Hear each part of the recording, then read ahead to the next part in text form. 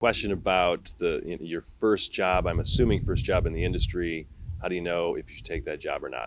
I will say the first thing that pops into mind, if it's a production job and you're going to be on set and yet you want to be a writer, you really have to think hard about whether or not you want that production job, because you're going to be on set for sometimes 6, upwards, maybe even 7 days in one week for more than 12 hours. And you're going to be exhausted and you're not going to have the energy to write.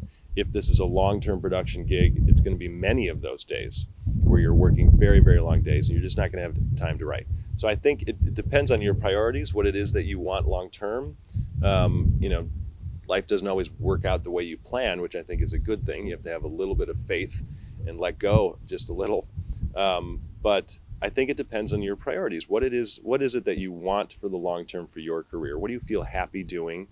If this job immediately gives you a sense of stress or potential anxiety, I mean, you're going to have that with any job regardless. But if you have a relatively bad feeling about this particular job, just don't do it. There's going to be something else that comes along. But if you feel like this is going to offer you an incredible amount of experience and you're going to learn a lot, use that job as education. You don't have to keep it forever.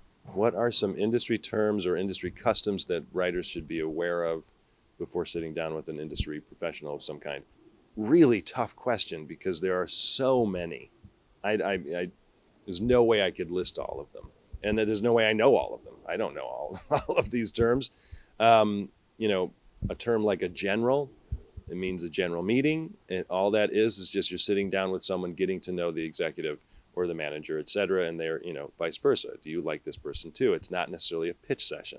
Also, from like a legal standpoint, or a documentation type of situation, a shopping agreement versus an option. An option is much more of it's not quite a purchase agreement. There are 3 different things there: shopping agreement, option, and a purchase.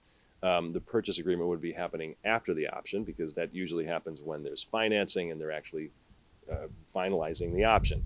All an option agreement is giving a producer the option to set up your project and basically full control and to do that. A shopping agreement doesn't guarantee as much. An option agreement actually will be giving you quite a bit more in terms of here's the deal that you'll receive if and when we can sell this or set it up or finance it. A shopping agreement is a little bit more loose. There's nothing wrong with them. They happen all the time. It just gives the right to the producer to be able to take your project out, and it gives that producer kind of a little bit of a sense of confidence that you're not going to take it somewhere else. It gives this person the opportunity to take it out. Another one could be the difference between a pitch deck and a Bible. The industry right now really doesn't expect Bibles from incoming writers. Incoming meaning, either you have a couple things under your belt or you're relatively new or you're emerging. A Bible really is used by showrunners, established showrunners, for their writing staff and their whole team. And it's a massive document that details everything about the show. Everything from cast to sets to storylines to episode breakdowns. I mean, it's massive. It's a huge document. And most shows don't use them anymore. Some do. It kind of depends on the showrunner. A pitch deck is a much shorter document that is what it's called. It's pitching the project from a pretty straightforward standpoint, really strong visuals. It's, presenting the voice and the tone. It's presenting the story. There's a certain formula of content that needs to be in a pitch deck. It's a very different thing. So if you were to be asked, to send them something, don't say, I'm going to send you my Bible, because a manager or producer would be like, oh God, don't do that. It's just going to be too much to work through.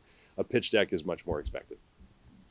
I think that might be everything that I can come up with in my head right now. There are a lot of different terms. I hate to be lazy with this answer, but that's probably something that's pretty Googleable. I bet you have a lot of different articles that you could find with different terms.